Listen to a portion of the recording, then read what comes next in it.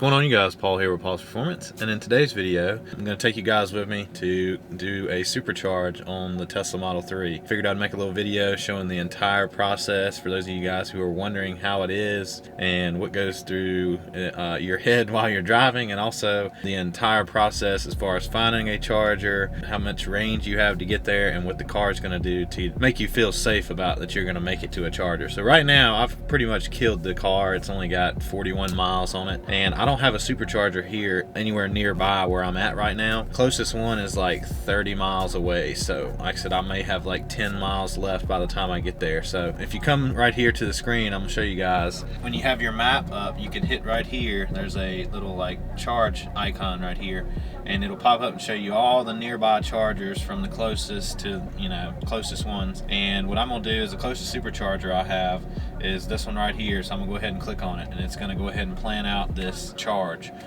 So what it's saying is I have 5% when we get there, so I'll be pushing it. Right now it's kind of calculating the trip. Right here I think it's like 29 or 30 miles, so, and I have 41 now. But like I said, when you click to a charger or you click any location, the car maps out all the chargers that you may need to stop at. So if you clicked in and said, hey, I'm going on vacation to the beach, and the car's not going to make it there in one trip, it's going to say, hey, you need to stop halfway at this supercharger here. For this one, when you're just needing a charge, all you have to do is hit the charge icon. It'll show you all the nearby chargers, and you click one, and then it's going to map it out and tell you your information. So see, 30 minutes, 26 miles, and I'll have 5% when I get there.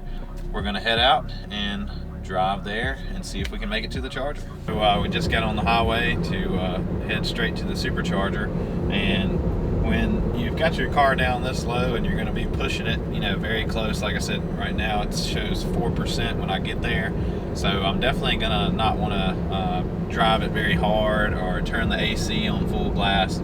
So I'm gonna show you guys kind of what I do. Right now I have the car in chill mode. It's not gonna do any heavy accelerations or anything, and I'm not gonna be stomping the throttle because I'm trying to keep my range as good as possible.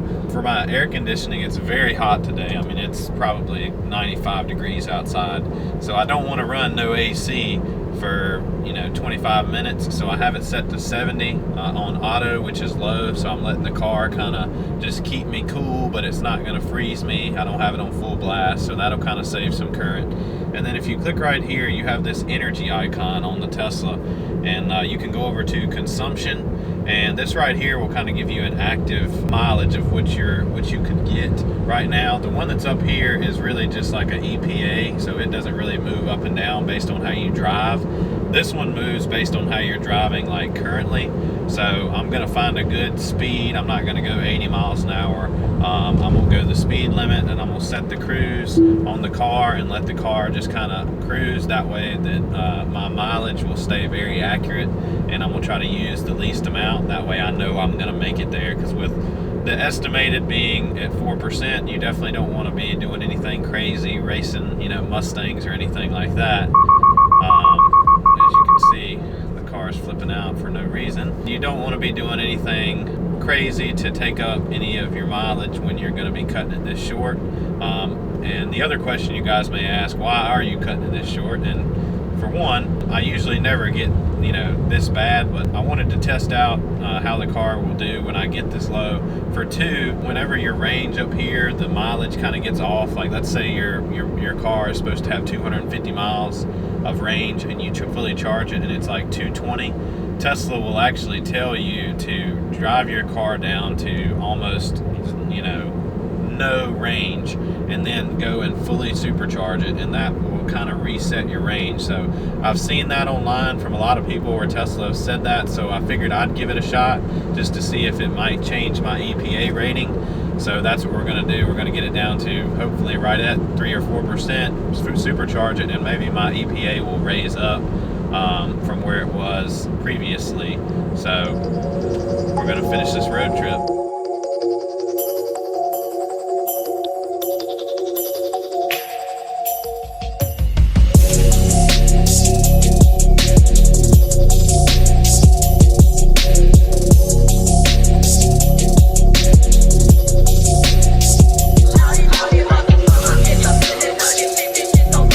Wait.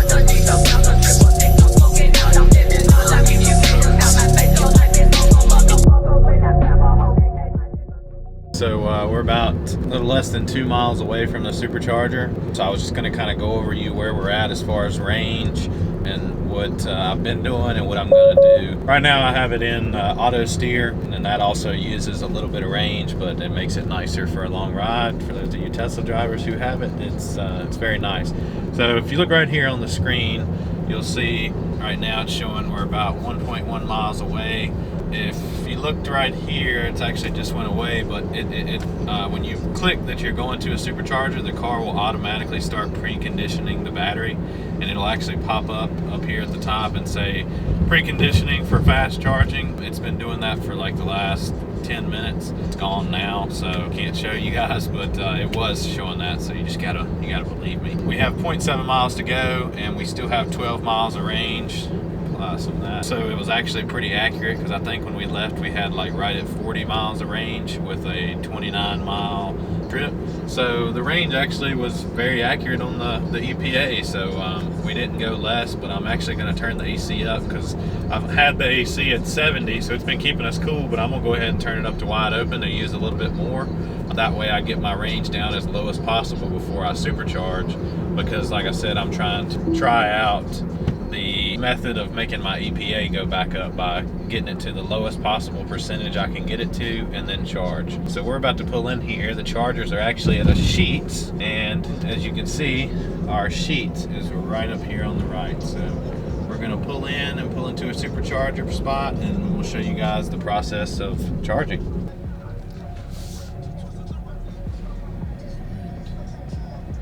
So we're backed into the supercharging spot.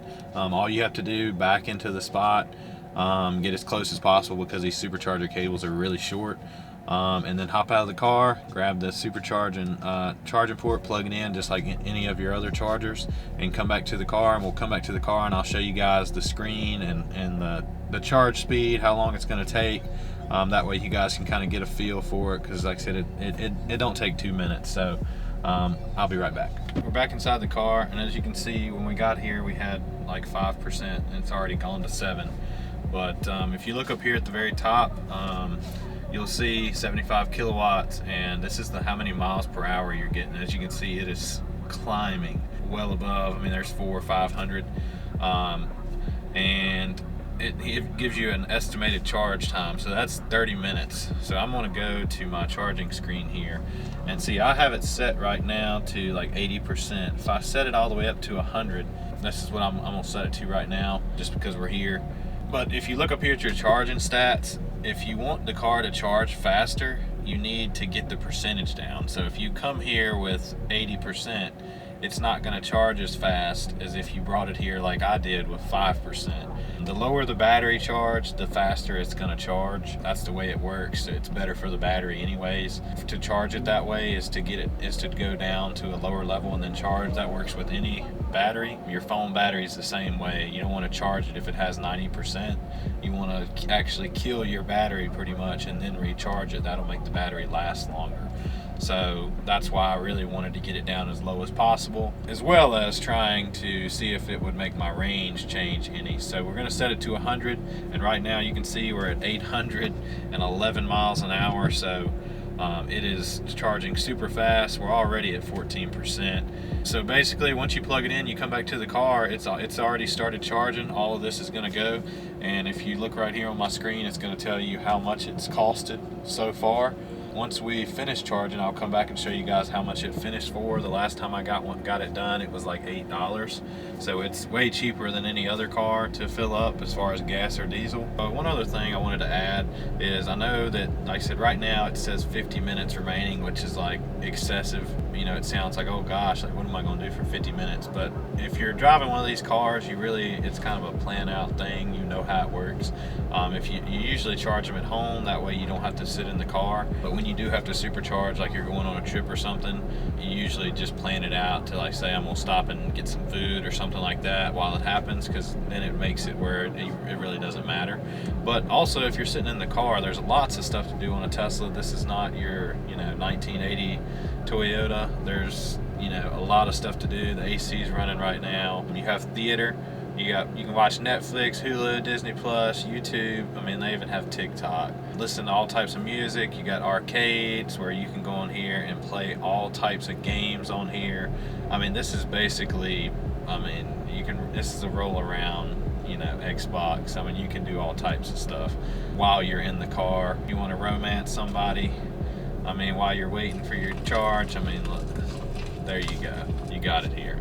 So, I mean, it's not, they really give you a lot of options to do while it's charging. I know it's not a 5-minute charge and you're good. Eventually, one day they might get there, but it's not there today, so you will kind of have to plan something to do. But even if you do just sit in your car for 30 minutes to get it some, you know, 60%, which like I said, 80% would have been a 30-minute wait time for me.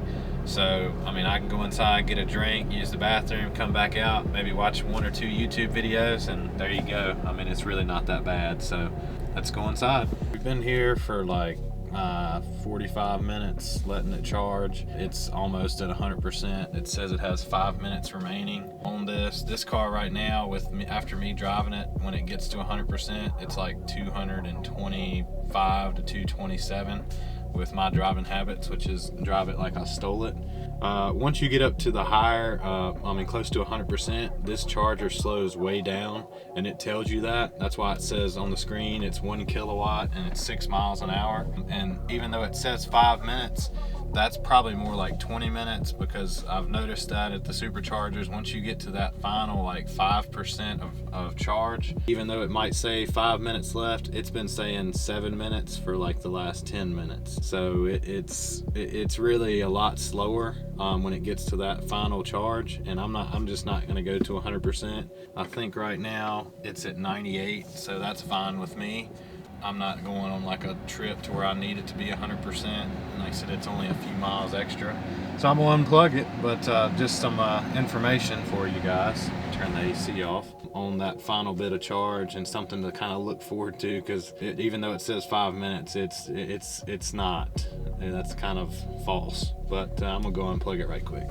All right, so if you guys look right here, I'm in my charging screen, and you can see I have 218 miles now, which is 98% on this, the standard range plus. You can see my charging, which I just did just now. It cost me $15.04 to charge from 10 miles of range all the way up to 98%. Usually I don't get this low when I do a supercharge. So like I said, this is the most expensive I've spent on a supercharge, of $15.04, but still way cheaper than a gasoline or diesel car. It's a lot cheaper car. That's it for supercharging a Tesla Model 3. That's it, other than waiting, and it's very simple, very easy, and very straightforward. So we're back on the road, and we're heading back home after our supercharge. So as you can see, you guys have a kind of general of the prices, which is, like I said, a lot cheaper than your normal gas or diesel car. The time frame and the whole entire process of how it works and what's going through your head, because like I said, especially when you get down to the lower percentages and you have, like, you know, hey, it's a 30-mile drive to the charger and I only have 35 miles of range. That can be kind of scary, but like I said, the car does kind of tell you, you know, if you're going to be able to make it, and then also it'll kind of tell you, you know, where to keep your throttle and, you know, stuff like that, to where you can keep your range as accurate as possible, or, you know, use as the least amount so that you can actually make it to your destination. The only other thing I was going to touch on is paying, which a lot of you probably already know this, but you put your card onto the Tesla app in your wallet, and once you supercharge, you know, like I said, all you do is plug in, and when you unplug, it's going to automatically charge, you know, whatever card you have in your wallet, the price that it just costed for the charge. If not, it's going to pop up on your screen, and it's going to say, hey, where's my money at? You know, you need to add a card now. Because when I first supercharged, I didn't have a card on here yet, and that's exactly what it does. It pops up on your screen and says, like, hey, you need to add a card, because, you know, I want my money. Like, Elon Musk wants his money. He's going to pull up on you if you don't pay. Anyways, like I said, once your card's on there, it's seamless. You don't have to pull it out. You don't have to swipe it. This is not a gas pump. So very seamless, very clean ordeal. Yes, I wish it was faster, but I'm sure it will get better. as technology gets better. But other than that, this process is pretty easy and flawless. I hope this helped out for you guys who haven't done this yet, or maybe you're looking into buying a Tesla and you're kind of curious as to whether or not it's going to be better than just buying a gas car.